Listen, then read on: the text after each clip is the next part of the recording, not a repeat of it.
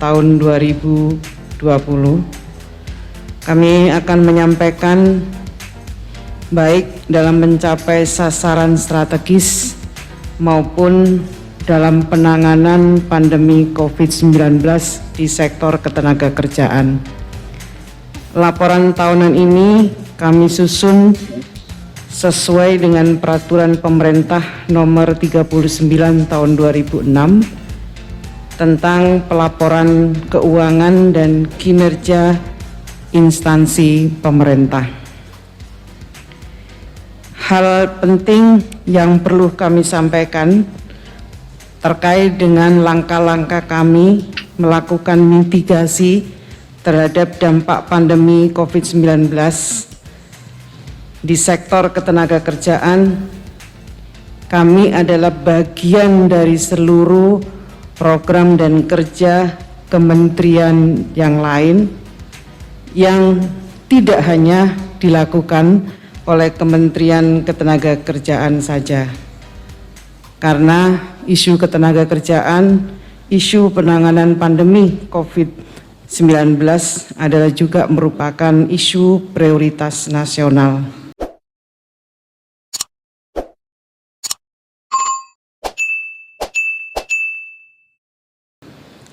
Selayaknya juga kita ingin berupaya mengurangi tingkat kemiskinan misalnya, itu tidak hanya upaya dan kontribusi Kementerian Sosial saja, tetapi semua kementerian dan lembaga terkait saling bahu-membahu untuk menyelesaikan persoalan tersebut.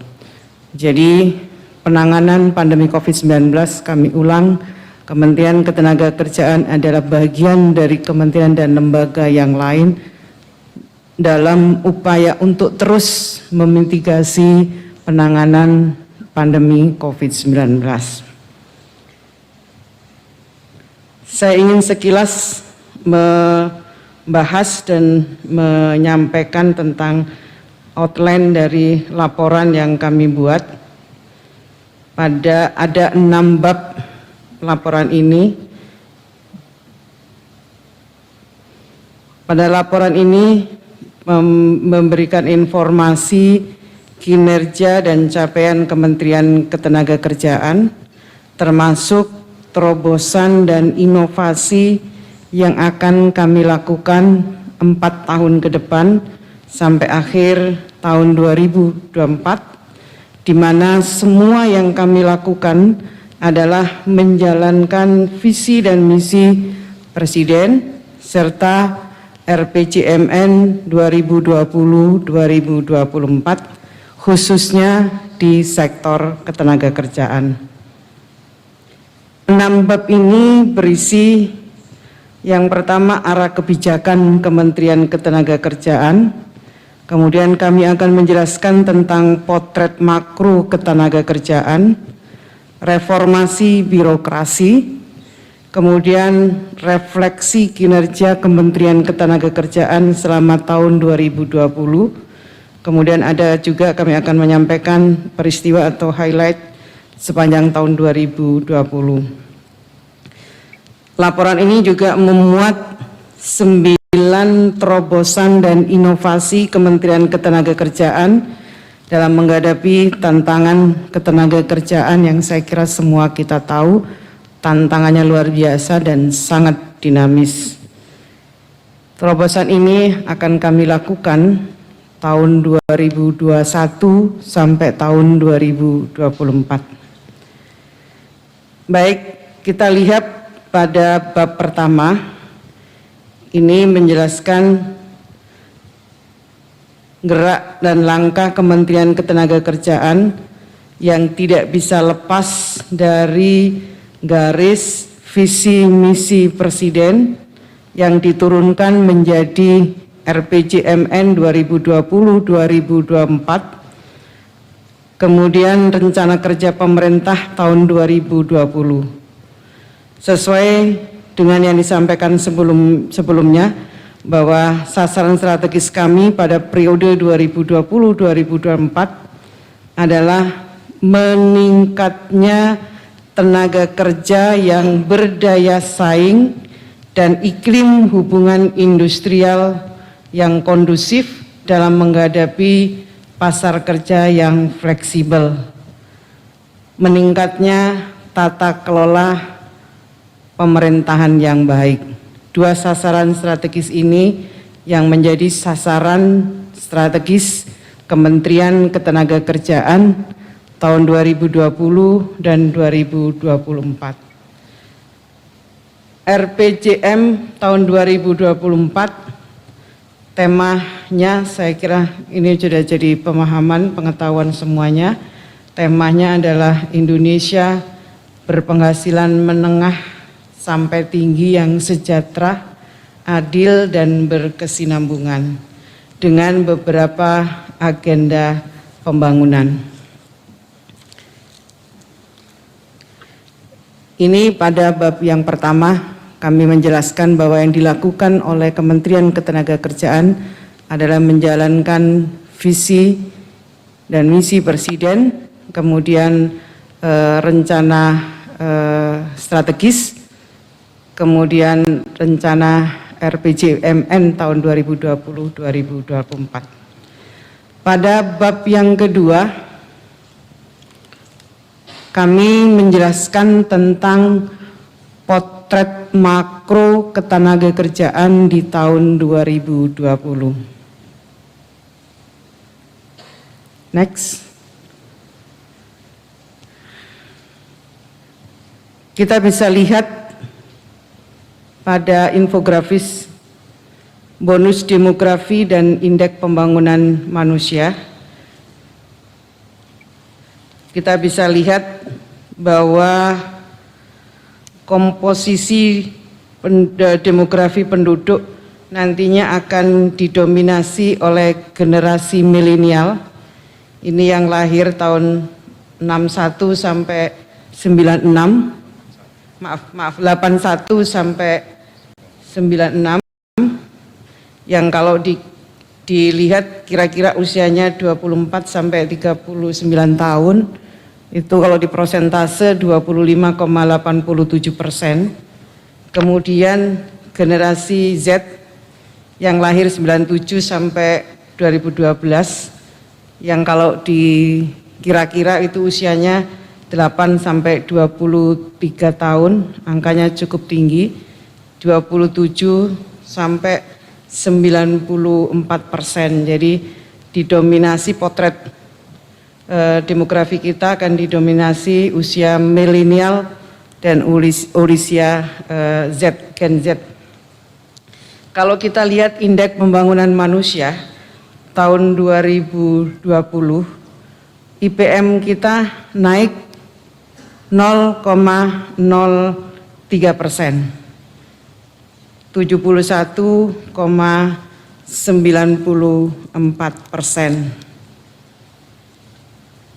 Next. Berikutnya tentang profil umum ketenagakerjaan dan produktivitas tenaga kerja kita. Ini kita bisa lihat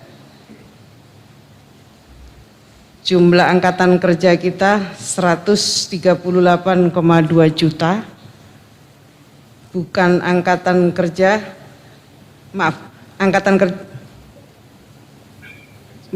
jumlah angkatan kerja 138,22 juta.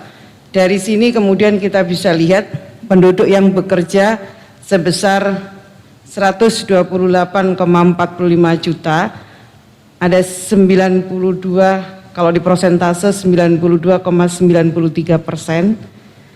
Jumlah pengangguran kita karena adanya pandemi COVID-19 menjadi 9,77 juta. TPT kita menjadi 7,07%. Angka pengangguran kita ini naik, saya kira semua kita tahu, akibat dari pandemi COVID-19,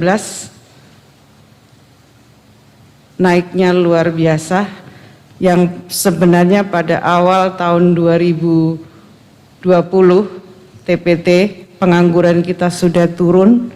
Februari pengangguran kita turun, tapi begitu kita mengalami pandemi COVID-19 langsung naik menjadi 9,77 juta.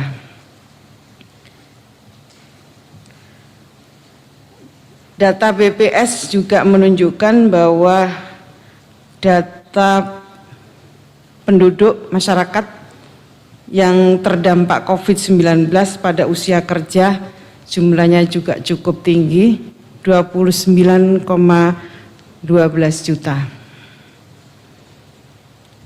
Dengan rincian saya kira bisa dibaca, mereka yang pengangguran karena COVID 2,56 juta, bukan angkatan kerja 0,76 juta, kemudian 24,03 juta orang bekerja dengan pengurangan jam kerja, kemudian ada 1,77 juta tidak bekerja karena COVID. Jadi yang terbesar memang 24,03 juta orang bekerja, tapi mereka berkurang penghasilannya. Next, pada bab yang ketiga kami akan menjelaskan tentang reformasi birokrasi. Ini sebagaimana arahan dari Bapak Presiden. Kita bisa lihat pada bab ini yang dilakukan oleh Kementerian Ketenagakerjaan adalah melakukan reformasi regulasi ketenagakerjaan melalui Undang-Undang Cipta Kerja, di mana klaster ketenagakerjaan menjadi bagian dari Undang-Undang Cipta Kerja, Undang-Undang Nomor 11 Tahun 2020. Urgensi dari Undang-Undang Cipta Kerja klaster ketenagakerjaan yang pertama adalah memaksimalkan bonus demografi untuk mendorong pertumbuhan ekonomi. Tadi kita sudah melihat bagaimana profil profil demografi kita, di mana usia produktif akan sangat dominan. Kemudian yang kedua, urgensi yang kedua, sebagai respon terhadap dinamika ketenagakerjaan untuk penciptaan lapangan kerja 2,7 sampai 3 juta per tahun. Tadi juga tantangannya semakin kuat karena pandemi, pengangguran kita menjadi 9,7 juta. Dengan Undang-Undang Cipta Kerja ini menemui relevansinya untuk segera kita lakukan reformasi regulasi ini. Kemudian urgensi yang ketiga adalah penyederhanaan, sinkronisasi, dan pemangkasan regulasi yang menghambat penciptaan lapangan kerja. Ini terkait dengan klaster-klaster yang lain di Undang-Undang Nomor 11 Tahun 2020 ini. Kemudian urgensi yang berikutnya adalah peningkatan kompetensi, produktivitas, dan kesejahteraan pekerja. Undang-Undang Cipta Kerja klaster ketenagakerjaan, saya kira ini adalah undang-undang yang keterlibatan publiknya luar biasa. Kami mulai dari penyusunan undang-undang sampai penyusunan peraturan pelaksana dari undang-undang tersebut, kami melibatkan stakeholder. Kalau kita baca, nih ada milestone penyusunan undang-undang berawal dari pidato Presiden itu, langkah-langkah yang kami lakukan, melakukan dialog publik dengan serikat pekerja, asosiasi pengusaha. Dari situ kami melakukan identifikasi masalah, kemudian kami melakukan pemetaan masalah dan masalah ketenagakerjaan. Jadi dari November 2019 keterlibatan publik sudah kami lakukan. Dari proses itu, kemudian dari dialog publik itu, kami kemudian menyusun naskah akademik, pendalaman materi muatan. Ini pun kami juga melibatkan stakeholder, melibatkan serikat pekerja, serikat buruh, melibatkan asosiasi pengusaha, dalam hal ini APindo, dan tentu saja melibatkan akademisi dan praktisi. Dari bulan Desember, bulan Januari kami melakukan drafting pasal per pasal, kemudian kami mulai mengajukan rumusan pasal, kami juga menyampaikan kepada publik. Bulan Februari, pembentukan tim pembahasan dan komunikasi publik yang beranggotakan perwakilan pemerintah, SPSB, pengusaha. Ini ada SK dari Menko Perekonomian. Dari SK Menko Perekonomian itulah kemudian akhirnya melahirkan surpres RUU Cipta Kerja. Bulan Maret 2020 ini terus kami lakukan penguatan komunikasi publik dan pembahasan pada klaster ketenagakerjaan. Kemudian dari bulan Maret ke bulan April kami melakukan rapat paripurna dan pembahasan RUU Cipta Kerja dimulai di Balek. Kemudian dari situ kami setelah banyak sekali mendapatkan masukan dari publik, akhirnya kami atas perintah arahan dari Bapak Presiden pada waktu itu, klaster ketenagakerjaan pembahasannya diakhirkan, dan itu waktu yang baik bagi kami untuk melakukan mereview draft RUU yang sudah kami sampaikan kepada DPR. Dan intensitasnya semakin tinggi, kami melakukan rapat-rapat melalui forum tripartit nasional, terhitung 9 kali rapat untuk mereview draft RUU yang disampaikan kepada pemerintah. Kemudian pada akhirnya hasil dari rapat tripartit nasional itulah yang menjadi bahan pembahasan antara pemerintah dengan DPR. Dan alhamdulillah kemudian disahkanlah Undang-Undang Cipta Kerja, dan sebagaimana kita ketahui bersama, Undang-Undang Cipta Kerja sudah memiliki nomor Undang-Undang nomor 11 tahun 2020.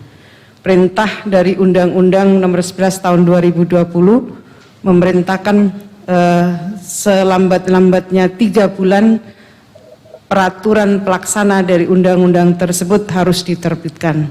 Dan alhamdulillah Kementerian Ketenagakerjaan menginisiasi 4 RPP dan alhamdulillah tepat waktu sebagaimana deadline dari Undang-Undang nomor 11 tahun 2020,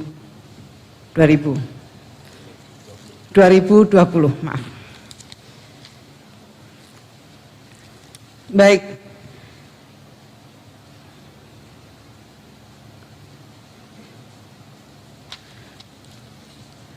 Yang berikutnya saya akan menyampaikan tentang perbaikan tata kelola di Kementerian Ketenagakerjaan.